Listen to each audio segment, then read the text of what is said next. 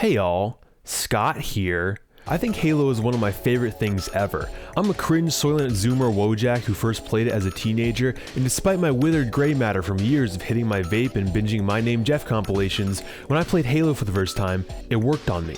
I fell in love with it. I felt the magic. Halo had already come out, had its glory days in the 2000s, got divorced, and had its midlife crisis, all before my dumb white ass played it for the first time and became his new stepson. Like, I'll be honest, I just found out what sex is, and to be real, I think I like Halo more. And yes, Halo, I will call you Dad.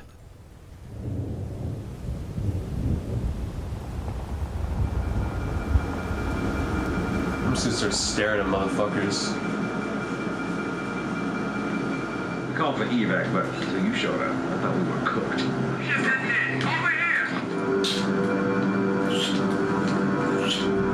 Recently, my friend let me borrow his old Xbox, the original Xbox. I'd show you it, but believe you me, it took me so long to make this video that I had to give it back to him, so now it's at his house 100 miles away.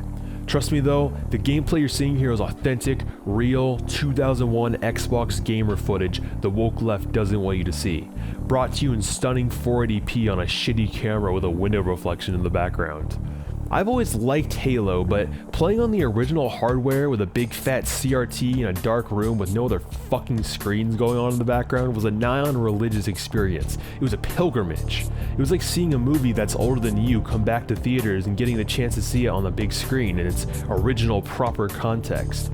I got to see this game more or less just as it appeared to people when it was brand new, when it was still a cutting-edge and eclectic thing. So many things that I had once took for granted in this game that I'd only ever played the re-releases now jumped out at me.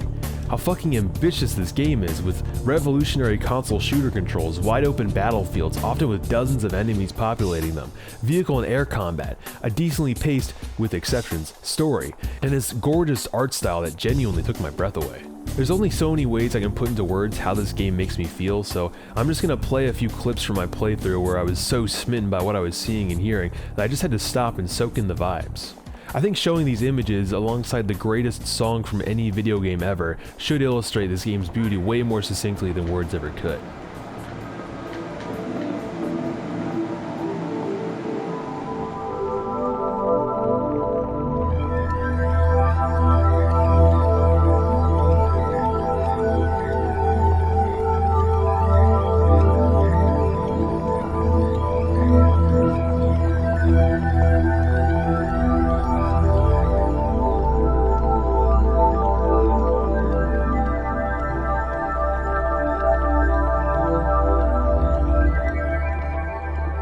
When I die, bury me in the Halo Combat Evolved Snow Valley. Do you hear the irony in my voice? That's right, you don't. It's fucking magic.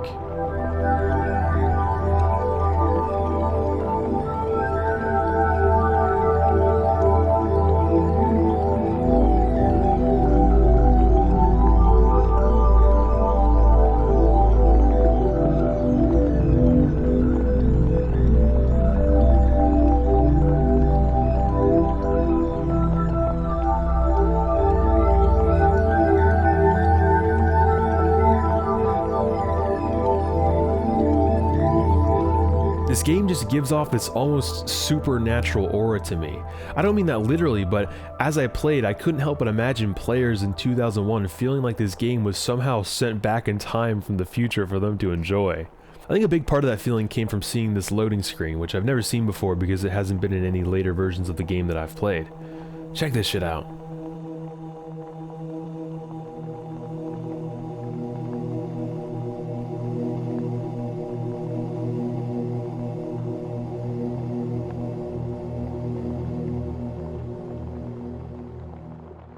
Jesus, man, where did this game come from? Did I actually buy it, or did aliens from another dimension teleport it into my house to brainwash me and turn me into one of them?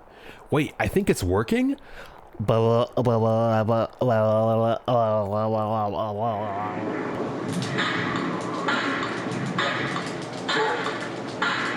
fuck? Right? Yep.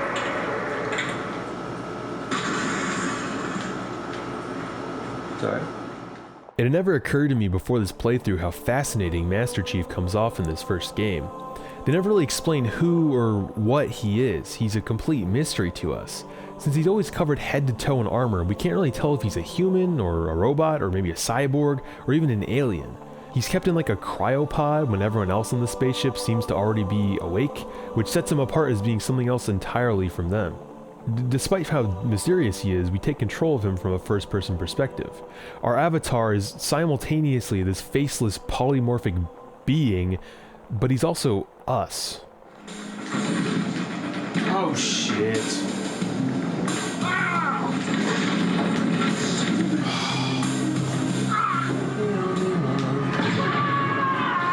Okay, I think I blew my own fucking guy up immediately. Don't throw me off. What? Oh, I shot myself. We need to trigger a detonation on a large scale, however. The starship's fusion. Sorry, Katana, I gotta die real quick. I gotta talk about the overall structure of this game's story, because while I don't think the moment-to-moment writing here is the most amazing thing ever, I do think the way this game paces itself and builds up the tension and rolls out its inspired sci-fi world, it's really skillfully done. In the first level, the spaceship you're on is being invaded by scary-looking aliens. Your first moments of gameplay are disempowering.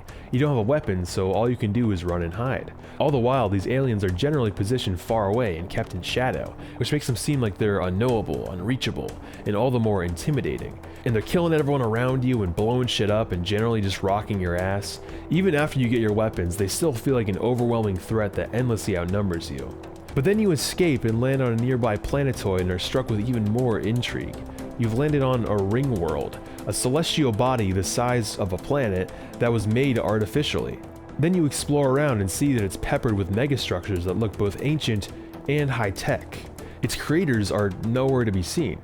It's just this massive mystery that's been waiting there for you, probably for eons. Life and natural formations exist here too, which begs the question, did the creators of this world mean for it to be inhabited by life, or have they been gone for so long that life has had time to gestate, spread, and evolve here? It's a fucking amazing moment when you walk out of the escape pod and look up and see the ground you're standing on arc up into the sky and loop around above you.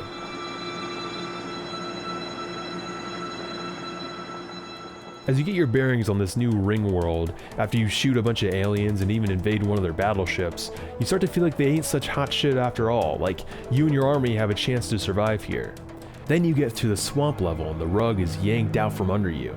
The Flood, a parasitic hive mind that feeds on both humans and aliens, arrives. They make the Covenant guys look like my fucking cat. How's my dude? And the stakes keep ramping up. You and your enemies get more, bigger weapons, and the combat goes from small skirmishes to large-scale battles. You learn that if the Flood isn't contained, they'll consume all life in the universe, but according to the Sentinels, who are robots that were left to take care of the ring after the Forerunner civilization destroyed itself, the only way to stop them is to use the Halo ring, but doing that will still kill all sentient life in, I think, the galaxy? Technically better, but it's still calamitous, so we decide not to do that either and just blow up the Halo ring while the Flood is still contained to it. But refusing to ignite it properly angers the Sentinels. So now we have the Covenant, the Flood, and the Sentinels trying to kill us and fighting amongst themselves. By the end, everything is complete chaos. We're racing to save the universe as we know it, and we're basically alone. Every other human is dead or soon to be. The last hour of this game is really bleak and lonely.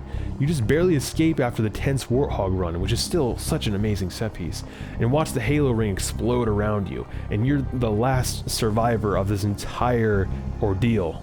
This isn't the longest game ever, but by the end you think back, and the beginning feels like it was an eternity ago. I found myself feeling nostalgic for events that happened just hours before in real life. You can hardly believe how much things have evolved since the beginning, when two elites and a handful of grunts somehow seemed like an overwhelming threat. Now there's something almost comfortable about fighting them in comparison to the horrors that eclipse them. This game is just such a ride. Okay, hopefully no characters ambush me in here. I fucking poop if that happens. And there's so many little details in this game that they didn't need to add, like sometimes after a fight, friendly Marines will go up to dead aliens and exasperatedly shoot them.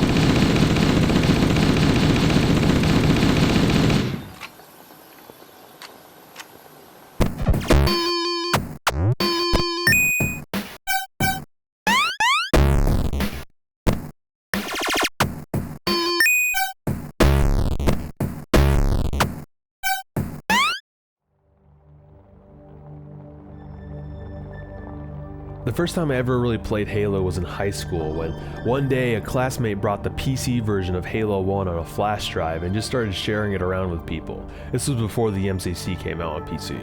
Everyone had flash drives back then, and all you had to do was ask someone who had it if you could copy it, and it was yours.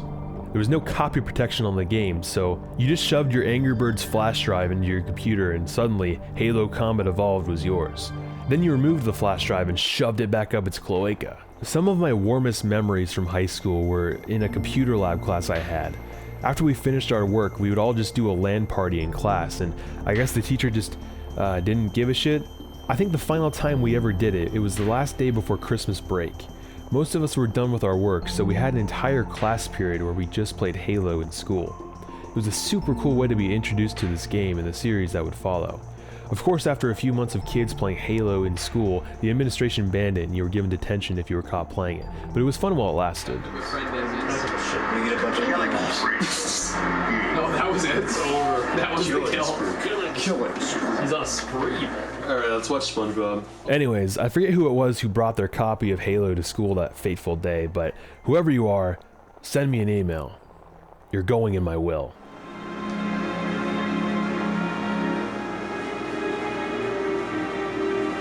Yeah, that was a really good game.